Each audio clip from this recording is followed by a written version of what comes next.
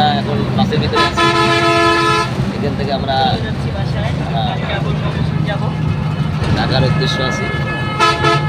বর্তমানে আমরা কোথায় শুট করলাম, তবে একটা কথা তো সাকিয়া পারছে যে আমার অনেকদিন পরে আজকে শুট হইল।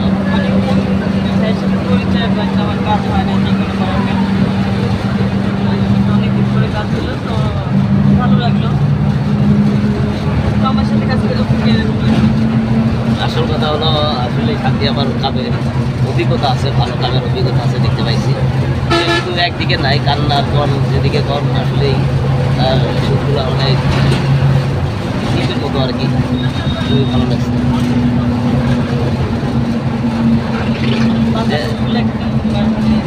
আশা করি সামনে আবার আমার সাথে কাজ করতে পারে, নাও পারে, তবে আপনারা সবাই দোয়া করবেন। সামনে আমার কাজ আছে, আমার সিনেমার যত আমাদের 3টা মুভি করছি, 2টা জমা দেওয়া আছে, একটা ডায়লগ কাজ চলতেছে, আর কয়েকটা মুভি কাজে করতে চলতেছে। তো যদি ভালো গল্প ভালো লাগে তো অবশ্যই আমি এখানে সাইড করবো। আর যদি গল্প ভালো না লাগে সেক্ষেত্রে আমি সাইড করি না, কারণ আমি মনে করি টাকা পয়সা ঠিক আছে সবার দরকার, কিন্তু অনেক সময় টাকা হলে সব কাজ করা যায় না। তো আমি সামনে অবশ্যই দর্শকটা ভালো করে দেওয়ার চেষ্টা করবো। আর আমি যেগুলো কাজ করছি সবাই বলে ভালো লাগে, কাজগুলো ভালো লাগে। তো আশা করি সামনে যা করবো অবশ্যই ভালো লাগবে। আর আপনারা সবাই লাইক করবেন, শেয়ার করবেন। আর ভিডিও পাওয়ার জন্য অবশ্যই লাইক করবেন, শেয়ার করবেন না। আপনাদের একটা লাইক শেয়ার আমাদের নতুন করে করানোর জায়গায়। আর যেখানে ভালো থাকে সবার কাছে লাইক আসে। আর ভালো থাকবেন।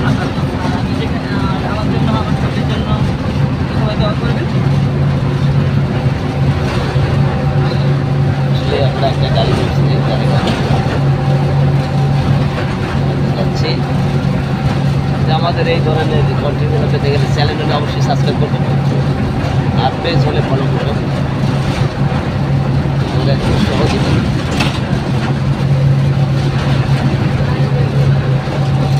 বাতাসটা ঠান্ডা লাগছে, গরম নাই, গরম কাজ করে একটা জিনিস অনেক ভালো লাগে, সেটা হচ্ছে সত্যি লাগতে বাজে। আর ভিডিও কাজ না করলে কিন্তু এটা কোনো সম্ভব না। আর সবার সাথে মিশা যায়, আর কোন জেলার মানুষ কীরকম হইলেও আন্দাজ করা যায়। আর কোন দেশের দৃশ্যগুলা দেখা মানে এটা খুবই ভালো লাগে।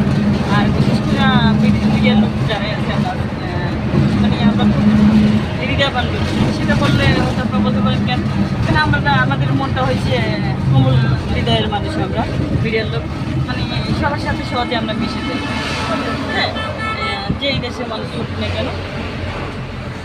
আর মিডিয়ার লোকের আরেকটা দিক অনেক ভালো, যে মানুষের বিপদ আপদ দেখলে সবাই করে। কারণ মিডিয়ার লোকের যেমন আমি যদি বলি পরিমণের নিয়ে অনেক কথা বলে, বা আমার নিয়ে অনেক ভালো কমেন্ট করে, খারাপ কমেন্ট করে।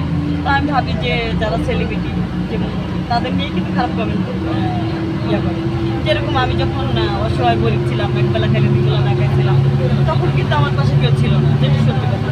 হ্যাঁ, আমি তখন না খেয়ে থাকলেও মানে এমনও দিনে আমার চাইতো যে একটা মরিচ দিয়ে ভাত খাবো, মানে একটা মরিচ দিয়া পান্তা ভাত খাবো, এরকম সামর্থ্য ছিল। বাট তখন আমার মানে আমার শুধু আমার বাবা করি, তাছাড়া আমার আত্মীয়স্বজন সবাই বড়, কিন্তু সবাই কিন্তু কেউ কিন্তু আমার খোঁজ খবর নিত। কিন্তু আমি আজকে যখন আপনাদের দোয়া একটু জানছি তখন কিন্তু আমার নিয়ে অনেকে খারাপ করে, খারাপ বলে